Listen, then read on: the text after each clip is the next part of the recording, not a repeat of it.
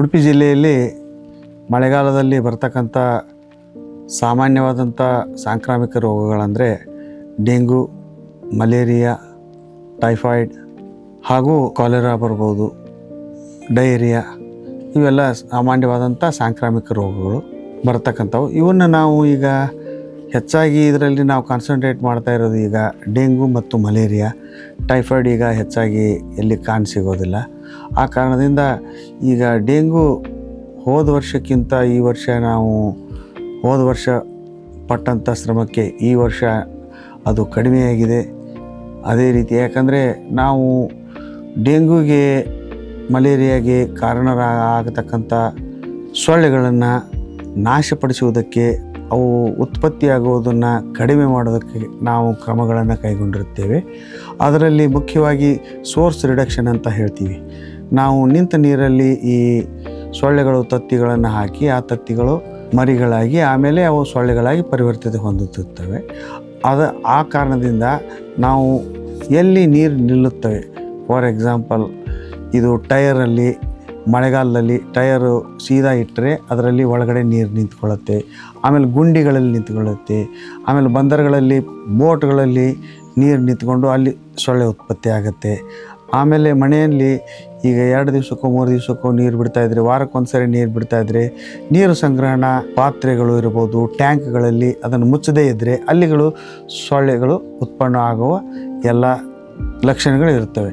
ಆ ಕಾರಣದಿಂದ ಈ ಜಾಗೆಯಲ್ಲಿ ನಾವು ಸೊಳ್ಳೆ ಉತ್ಪನ್ನ ಆಗುವುದನ್ನೇ ಕಡಿಮೆ ಮಾಡೋದಕ್ಕೋಸ್ಕರ ನಮ್ಮ ಕಾರ್ಯಕರ್ತರ ಮುಖಾಂತರ, ಫಾರ್ ಎಕ್ಸಾಂಪಲ್ ಆಶಾ ಕಾರ್ಯಕರ್ತೆಯರಿರ್ಬೋದು, ಆಮೇಲೆ ನಮ್ಮ PHCOಗಳಿರ್ಬೋದು, HIOಗಳಿರ್ಬೋದು, ಅದರ ಜೊತೆಗೆ ನಾವೀಗ ಕೀಟಜನ್ಯ ನಾಶಕ ಒಂದಿಷ್ಟು ವಾಲಂಟಿಯರ್ಸ್ನ ತೊಗೊಂಡಿದ್ವಿ. 18 ಜನ ವಾಲಂಟಿಯರ್ಸ್ ಇದ್ದಾರೆ. ಆ ವಾಲಂಟಿಯರ್ಸು ಯಾವ ಜಾಗೆಯಲ್ಲಿ ಹೋದ ವರ್ಷ ಆಮೇಲೆ ಕಳೆದ 3 ವರ್ಷದಲ್ಲಿ ಎಲ್ಲಿ ಹೆಚ್ಚಾಗಿದೆ ಡೆಂಗು ಅಂತ ತಿಳ್ಕೊಂಡು ಆ ಜಾಗೆಯಲ್ಲಿ ಸೋರ್ಸ್ ರಿಡಕ್ಷನನ್ನು ಮಾಡಿದ್ದರಿಂದ ಈ ಸಲ ನಮ್ಮಲ್ಲಿ ಡೆಂಗು ಪ್ರಕರಣ ಕಡಿಮೆಯಾಗಿದೆ ಆದರೆ ಇದೆ.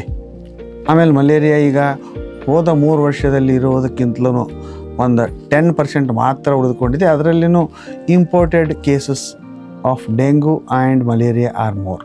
ಇಂಪೋರ್ಟೆಡ್ ಕೇಸಸ್ ಅಂದರೆ ನಮ್ಮಲ್ಲಿ ಉಡುಪಿ ಜಿಲ್ಲೆಗೆ ದುಡಿಯೋದಕ್ಕೆ ಉತ್ತರ ಭಾರತದಿಂದ ಹಾಗೂ ಉತ್ತರ ಕರ್ನಾಟಕದಿಂದ ಜನರು ಬರ್ತಾ ಇರ್ತಾರೆ. ಅಲ್ಲಿ ಅವರು ಸೊಳ್ಳೆ ಕಚ್ಚಿಸ್ಕೊಂಡು ರೋಗ ತಗೊಂಡು ಇಲ್ಲಿ ಬಂದ ಮೇಲೆ ಇಲ್ಲಿ ಇರ್ತಕ್ಕಂಥ ಸೊಳ್ಳೆಗಳು ಅವರಿಗೆ ಕಚ್ಚಿ ಆ ಸೊಳ್ಳೆಗಳು ಮತ್ತು ತತ್ತಿ ಹಾಕಿ ಅದು ಉತ್ಪನ್ನ ಆಗಿ ಇಲ್ಲಿ ಆಗ್ತಾಯಿತ್ತು. ಅದು ಇಂಪೋರ್ಟೆಡ್ ಕೇಸಸ್ಸು. ನಮ್ಮಲ್ಲಿ indigenous cases are very less, ಬಹಳ ಕಡಿಮೆ ಇದ್ದಾವೆ. ನಮ್ಮಲ್ಲೇ ಸೊಳ್ಳೆ ಉತ್ಪನ್ನ ಆಗಿ ಅದು ಕಚ್ಚಿ ಅಲ್ಲಿ ಅದರಿಂದ ಆಗತಕ್ಕಂಥ ರೋಗಗಳು ಭಯಂಕರ ಕಡಿಮೆ ಇದ್ದಾವೆ. ಆದರೆ ಇಂಪೋರ್ಟೆಡ್ ಕೇಸಸ್ಗಳಿಗೂ ನಾವು ಕ್ರಮ ಕೈಗೊಂಡಿದ್ದೀವಿ. ಈ ಮಳೆಗಾಲದಲ್ಲಿ ನಾವು 18 ಜನ ವಾಲಂಟಿಯರ್ಸನ್ನ ಯಾವ ಏರಿಯಾದಲ್ಲಿ ಡೆಂಗು ಜಾಸ್ತಿ ಇದೆ, ಯಾವ ಏರಿಯಾದಲ್ಲಿ malaria actually it was very big in numbers in Malpe since 3-4 years back. ನಾವು we have to so much measures. ಅಲ್ಲಿ ಸಿಕ್ಕಾಪಟ್ಟೆ ನಾವು ಇದನ್ನು ತೊಗೊಂಡಿದ್ದರಿಂದ ಈಗ ಮಲ್ಪೆನಲ್ಲಿ ನೆಗ್ಲಿಜಿಬಲ್ ಕೇಸಸ್ ಆರ್ ದೇರ್. ಈ ವರ್ಷ ನಮಗೆ ಮಲೇರಿಯಾ ಅಂತ ಹೇಳಿ ಬಂದದ್ದು ಒಂದೇ ಒಂದು ಕೇಸು, ಅದನ್ನು ಬಿಟ್ಟರೆ ಬೇರೆ ಏನಿಲ್ಲ. ಅರೌಂಡ್ ಡೆಂಗಿನೂ ಅಷ್ಟೇ. ಹೋದ ವರ್ಷಕ್ಕಿಂತ ಈ ವರ್ಷ, ಹೋದ ವರ್ಷ ಇದ್ದಿದ್ದರಿಂದ 65-70% ಕೇಸಸ್ ಆರ್ ದೇರ್. ಕೇಸಸ್ ಇಲ್ಲ ಅಂತಿಲ್ಲ. ಮಾಧ್ಯಮಗಳ ಮುಖಾಂತರ ಈಗಾಗಲೇ ಹೇಳಿದ್ದೀವಿ, ನಾವು ಟ್ರೈನಿಂಗನ್ನು ಮಾಡಿದ್ದೀವಿ, ಆಮೇಲೆ ಕರಪತ್ರಗಳನ್ನು ಹಂಚಿದ್ದೀವಿ.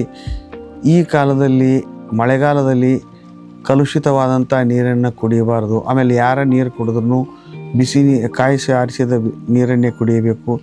ಸಾಧ್ಯವಾದಷ್ಟು ಕಾಯಿಸಿ ಆರಿಸಿದ ನೀರನ್ನು ಕುಡಿಬೇಕು, ಇಲ್ಲದಿದ್ದರೆ RO ವಾಟರ್ ಕುಡಿಬೇಕಂತ ಹೇಳಿದ್ವಿ. 5 ವರ್ಷದ ಒಳಗಡೆ ಇರತಕ್ಕಂಥ ಎಲ್ಲ ಮಕ್ಕಳಿಗೆ ಮಕ್ಕಳ ಮನೆಯಲ್ಲಿ ಒಂದು ಮಗು ಇದ್ದರೆ ಒಂದು ORS ಪ್ಯಾಕೆಟನ್ನು ಅವರ ಮಗುವಿಗೆ ಅತಿಸಾರ ಇರಲಿ ಬಿಡಲಿ ನಾವು ಕೊಟ್ಟಿದ್ದೀವಿ.